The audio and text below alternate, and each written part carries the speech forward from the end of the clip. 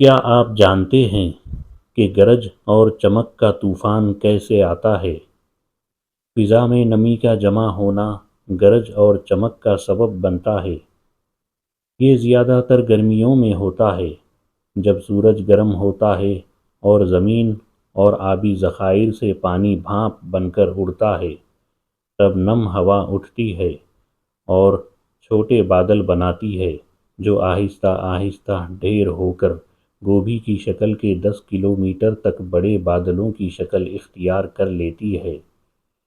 بادلوں کے اندر شدید سردی کی وجہ سے پانی کے بڑے بڑے قطرے اور برف کے کرسٹلز بنتے ہیں۔ یہ تیرتے رہتے ہیں طاقتور ہواؤں کی مدد سے۔ جب وہ ایک دوسرے سے ٹکراتے اور ایک دوسرے میں گڑتے ہیں تو بادلوں کی اوپری اور نچلی تہوں کے درمیان ایک برقی وولٹیج پیدا ہوتا ہے۔ یہ وولٹیج ایک بار کافی زیادہ ہونے کے بعد بجلی کی شکل میں خارج ہوتا ہے۔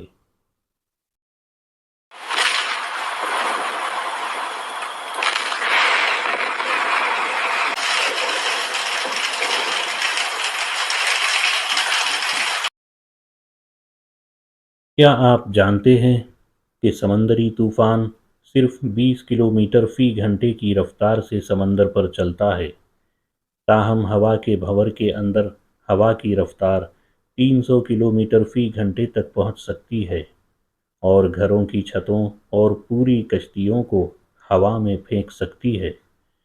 دنیا میں ہر روز 2000 سے زیادہ گرج چمک کے طوفان آتے ہیں۔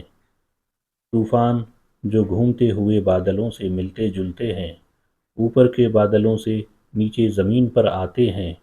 اس طرح کے ہوا کے بھنور کو لینڈ سپاٹ کے نام سے بھی جانا جاتا ہے، اور جب وہ کسی تالاب یا سمندر پر اترتے ہیں تو اسے واٹر سپاٹ کے نام سے جانا جاتا ہے۔